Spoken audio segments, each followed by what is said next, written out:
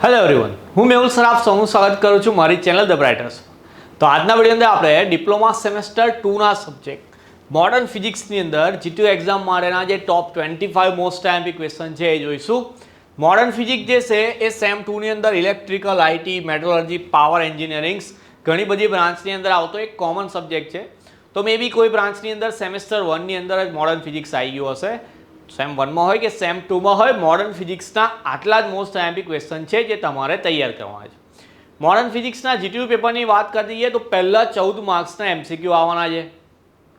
તો પહેલાં 14 માર્ક્સના એમસીક્યુ આવશે, એનો મતલબ કે આખા પેપરની અંદર કાં તો આપણને 3 માર્ક્સનો તો કાં તો 4 માર્ક્સનો ક્વેશ્ચન જોવા મળશે. 7 માર્ક્સનો ક્વેશ્ચન આવે નહીં. 3 માર્ક્સના અને 4 માર્ક્સના જ ક્વેશ્ચન આવશે, એનો મતલબ કે ક્વેશ્ચન 2માં 6, 3માં 6, 4માં 6 ને 5માં 6, એનો મતલબ કે પેપરમાં ટોટલ 24 ક્વેશ્ચન આવવાના છે. આપણે બધા નથી લખવાના, કારણ કે પેલો 3માંથી 2, 3માંથી 2 એવું લખવાનો છે. તો આપણે જે ટોટલ 24 ક્વેશ્ચન આવશે એમાંથી 6 હટાવી દો એટલે 18 ક્વેશ્ચન લખવાના રહેશે. જો પહેલાં 3, 4, 7 માર્ક્સની પેપર સ્ટાઇલ હતી તો એમાં પ્રશ્નો ઓછા લખવાના આવતા હતા, કારણ કે એક ક્વેશ્ચન 7 માર્ક્સનો હોય તો પેલા 3 ને 4 ભેગા કરે તો 2 ક્વેશ્ચનની સામે એક ક્વેશ્ચન થઈ જાય. તો ફિઝિક્સનું પેપર છે કે જેમાં તમારે ટોટલ 24 ક્વેશ્ચન આવશે. હવે એની સામે હું 25 આઈએમપી આપું તો થોડી તકલીફ થઈ જાય. તો જે બી ક્વેશ્ચન મતલબ જે બી સબ્જેક્ટમાં પહેલાં 14 એમસીક્યુ આવતા હશે તો એના 25ની જગ્યાએ 2-3 ક્વેશ્ચન થોડા વધી હશે આઈએમપીમાં. પણ જે બી ક્વેશ્ચન આપું છું એકદમ પાક્કા કરીને જવું, કારણ કે એમસીક્યુ 14 કઈ રીતે પૂછાશે ફર્સ્ટ ટાઈમ છે, કોઈ આઈડિયા નથી. તો બી આપણે એક્ઝામના આગલા દિવસ કાં તો 1-2 દિવસ પહેલાં એમસીક્યુનું લાઈવ સેશન અથવા તો વિડીયો બનાવી દઈશું કે એમસીક્યુ કયા કયા તૈયાર કરવાના છે. પણ એમસીક્યુ 14 માર્ક્સના છે, એની સિવાય આપણી પાસે 56 માર્ક્સ આપણા હાથમાં છે. તો એ 56 માર્ક માટેની જે થિયરી અથવા તો દાખલા તૈયાર કરવા તે આપણે આ વિડીયોમાં જોઈ લઈએ. ઓકે, તો સૌથી પહેલાં જોઈએ, પહેલો ક્વેશ્ચન છે એસઆઈ યુનિટ, એટલે કે એસઆઈ એકમ પદ્ધતિ કે જેમાં આપણી જે 7 ફંડામેન્ટલ ક્વોન્ટિટી છે એના યુનિટ અને સિમ્બોલ ડ્રો કરવાના. બીજો અને ત્રીજો ક્વેશ્ચન છે આકૃતિવાળો છે, એટલે કે level diagram of micrometer and vernier caliper. Micrometer screw ગેજની અને વર્નિયર કેલિપરની આકૃતિ, બેમાંથી કોઈ એક આકૃતિ તમારે એક્ઝામમાં દોરવાની છે, આઈધર 3 માર્ક્સમાં, આઈધર 4 માર્ક્સમાં, અથવા તો બંને આકૃતિ બંધ પૂછાઈ શકે છે. જો તમારું નસીબ હોય તો બંને બી અલગ અલગ ક્વેશ્ચનમાં હોય તો તમે બંને એટેમ્પ કરી શકો છો. 4 ને 5 છે એમાં error in micrometer and error in vernier. આ ચેપ્ટર તો આઈ થિંક હું ડીપલી એક્સપ્લેન કરેલું છે, મતલબ ક્વેશ્ચન વાઇઝ સમજાયેલું બી છે. તો આ પહેલા ચેપ્ટરના ક્વેશ્ચન છે તો તમે વિડીયોમાં જઈને જોઈ બી શકો છો, પ્લેલિસ્ટ બનાવી છે એમાં. 6 નંબરનો ક્વેશ્ચન છે ટાઈપ્સ ઓફ એરર, એટલે કે ત્રુટિના પ્રકારો, અને 7 છે difference between accuracy and precision. તો પહેલા ચેપ્ટરના 7 ક્વેશ્ચન છે, સાથે 7 એકદમ પાક્કા કરી દેવાના. એસઆઈ યુનિટ વાળો છે, જો એક્ઝામમાં થિયરી તરીકે ના પૂછાય તો એમસીક્યુમાં બી પૂછે કે what is the SI unit of temperature. Okay, નીચે ઓપ્શન આપેલા હોય સેલ્સિયસ, ફેરનહીટ, કેલ્વિન, વોટેવર. તો તમને ખબર છે કે એસઆઈ યુનિટ ટેમ્પરેચરનો કેલ્વિન છે, પણ એ ક્યારે ખબર હશે તો તમે આ એસઆઈ યુનિટ વાળું ટેબલ મોડે કર્યું હશે તો. ઓકે, ચલો સેકન્ડ ચેપ્ટર પર જઈએ. સેકન્ડ ચેપ્ટરમાં પહેલો ક્વેશ્ચન તમારો, એટલે કે 8મો characteristics of electric field lines, એટલે કે વિદ્યુત ક્ષેત્ર રેખાઓની લાક્ષણિકતા. 9થમાં છે ઇલેક્ટ્રિક ફ્લક્સ, 10થમાં છે કેપેસિટર ઇન સિરીઝ, 11થમાં કેપેસિટર ઇન પેરેલલ, 12થમાં છે parallel plate capacitance. I think modern ફિઝિક્સનું ચેપ્ટર 2 પણ આપણે ડીપલી જોયું છે, મતલબ બધા ક્વેશ્ચનને હું એ ડિટેલમાં સમજાયેલા છે. તો એમાં આ બધા ક્વેશ્ચન બી હું કરાયેલા છે. એમાં મતલબ બધા જ આઈએમપી છે, એટલે હું વારા ઘડી એવું નહીં કહું કે આ તો બહુ આઈએમપી, આ તો બહુ આઈએમપી. પણ હું અહીંયા જેટલા બી ક્વેશ્ચન આપું છું એ બધા જ પાકા કરવાના છે. આઈધર તમારે સારા એવા માર્ક્સ લાવવા છે, આઈધર ખાલી પાસ થવું છે. બધી જ કેટેગરીના સ્ટુડન્ટ, લો હોય, એવરેજ હોય કે ટોપર હોય, એ બધાએ આટલા ક્વેશ્ચન એકદમ પાક્કા કરવાના છે. 13માં જોઈએ લોન્ગિટ્યુડનલ એન્ડ ટ્રાન્સવર્સ વેવ્સ, એટલે ગુજરાતીમાં લંબગત ને સંગત તરંગો. કાં તો એક્સપ્લેન કરવાનું આવશે, કાં તો ડિફરન્સ એટલે કે તફાવત પૂછાશે બંને. 14થમાં મેં ડેફિનેશન્સ, વ્યાખ્યા એવું લખ્યું છે, તો કઈ વ્યાખ્યાઓ? તો એ તમારી પીરિયોડિક ટાઈમ છે, ગુજરાતીમાં આવર્તકાળ કહીએ એને, સાયકલ છે, કંપ વિસ્તાર એટલે કે એમ્પ્લિટ્યુડ છે, આવૃત્તિ એટલે કે ફ્રીક્વન્સી છે. આ વ્યાખ્યાઓ તો 100% પેપરમાં પૂછાશે. આઈધર 3 ભેગી કરીને 3 માર્ક્સમાં, આઈધર 4 ભેગી કરીને 4 માર્ક્સમાં આવશે. 15મો question relationship between velocity, wavelength and frequency, એટલે કે વેગ, તરંગ લંબાઈ ને આવૃત્તિ વચ્ચેનો સંબંધ, જે પેલો v બરાબર n લેમ્બડા છે કે જેના પરથી ન્યુમેરિકલ બી કરવાના આવે છે અને એક્ઝામમાં પૂછાય બી છે. v = n લેમ્બડામાં v for velocity, n for frequency and lambda is for wavelength.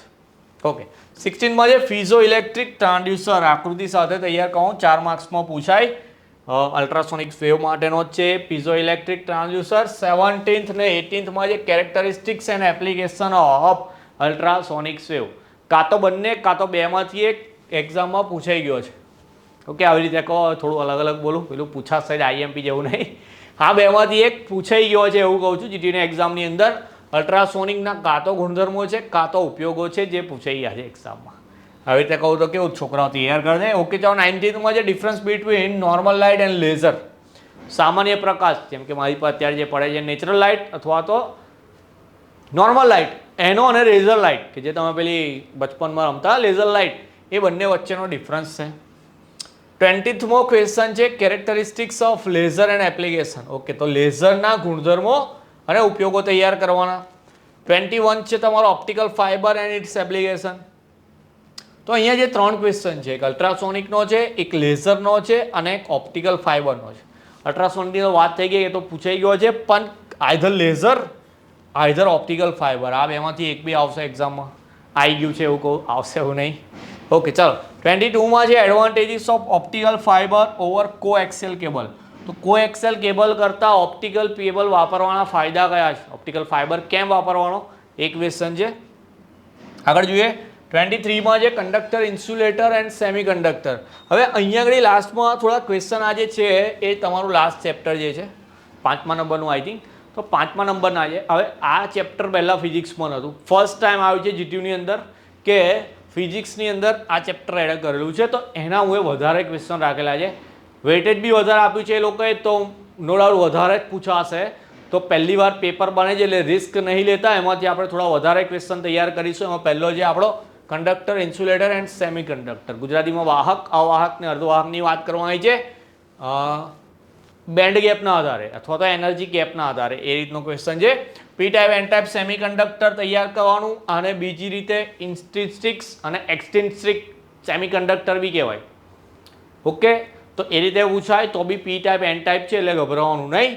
25 છે PN junction diode and its characteristics એટલે કે પીએન જંકશન ડાયોડ શું છે અને તેની લાક્ષણિકતા એટલે કે વીઆઈ લાક્ષણિકતા છે એની વોલ્ટેજ ને કરંટનો એક ગ્રાફ છે કંઈક આ રીતનો જ છે ઇઝી એ ડ્રો કરવાનો. 26 મેં લખ્યું છે હાફ વેવ ને full wave rectifier. Either half wave આવે આઈધર ફૂલ વેવ આવે પણ બંનેનો આન્સર સેમ પણ ડિફરન્ટ મતલબ થોડોક 19-20 જેવો છે મતલબ સેમ છે એટલે એકમાં લઈ લીધું છે અહીંયા. 27 છે એલઈડી એન્ડ ફોટોડાયોડ આ બેમાંથી એક 100% પૂછાશે. ઓકે ચાલો 28 લોજિક ગેટ છે અને 29 છે તમારો દ મોર્ગનનો નિયમ એટલે કે ડી મોર્ગન્સ લો. 30th મેં લખ્યું છે ન્યુમેરિકલ દાખલા કરવાના V = n લેમ્ડાની વાત થઈ ગઈ. બીજા ટાઈપની વાત કરીએ તો કેપેસિટરના ન્યુમેરિકલ આવશે. આપણે એક ક્વેશ્ચન અહીંયા લખ્યો કેપેસિટર ઇન સિરીઝ ને કેપેસિટર ઇન પેરેલલ કઈ જગ્યાએ લખ્યું હતું. ઓકે કેપેસિટર ઇન સિરીઝ ને કેપેસિટર ઇન પેરેલલ તો સિરીઝની જે ફોર્મ્યુલા હતી 1/c = 1/c1 + 1/c2 + 1/c3 માન લો કે 3 કેપેસિટર છે તો એ લોકો આપણને 3 કેપેસિટરની વેલ્યુ આપશે ને એવું કહેશે કે સિરીઝમાં કનેક્ટેડ છે તો ટોટલ કેપેસિટન્સ કેટલું આવશે. આઈધર એ 3 પેરેલલમાં છે તો ટોટલ કેપેસિટન્સ કેટલું આવશે તો એ ટાઈપના આવશે. પહેલા ચેપ્ટરમાંથી વાત કરીએ તો પહેલા ચેપ્ટરમાંથી એલસી ફાઇન્ડ કરવાના એટલે કે લઘુત્તમ માપ શક્તિ શોધવાના. તો લઘુત્તમ માપ શક્તિના કેપેસિટરના 3rd નંબર પર વાત કરીએ આપણે V = n લેમ્ડા વાળા છે અને લાસ્ટમાં ઓકે 3 ટાઈપના કરી લેજો એટલા ઇનફ છે. બાકી થિયરી કરીને જવાની કારણ કે જનરલ ઓપ્શન મળવાના છે 3માંથી 2 ટાઈમ કરવાના છે તો ન્યુમેરિકલ સાઈડ પર નીકળી જશે. તો પહેલા ચેપ્ટરમાંથી એરર એલસી V = n લેમ્ડા અને કેપેસિટરવાળા 4 ટાઈપના ન્યુમેરિકલ એકદમ તૈયાર કરી દેવાના. કોઈ બી ક્વેશ્ચનમાં અથવા તો કોઈ બી ન્યુમેરિકલમાં ક્વેરી લાગતી હોય તો કોમેન્ટ સેક્શનમાં બતાવો. જેને વધારે મતલબ જેટલા મેક્સિમમ સ્ટુડન્ટને જે બી ટોપિકની અંદર ક્વેરી લાગતી હશે આપણે એનો વિડીયો બનાવી દઈશું. બાકી બધાએ મોડર્ન ફિઝિક્સમાં આટલા 30 વસ્તુની એકદમ પાકી તૈયારી કરવાની છે. એક્ઝામ બહુ નજીક છે તો તૈયારી સ્ટાર્ટ કરી દેજો અને વિડીયોને થોડો શેર કરી આપો જેથી જેની તૈયારી થોડી વીક હોય અથવા જેને સ્ટાર્ટ ના કરી હોય એને એક આઈડિયા આવી જાય કે મારે કઈ રીતે મોડર્ન ફિઝિક્સની તૈયારી કરવાની છે. તો નેક્સ્ટ વિડીયોમાં કોઈ બીજા સબ્જેક્ટના આઈએમપી જોઈશું ત્યાં સુધી આટલું પાક્કું કરવાનું તમારું ધ્યાન રાખવાનું. જય હિન્દ જય ભારત.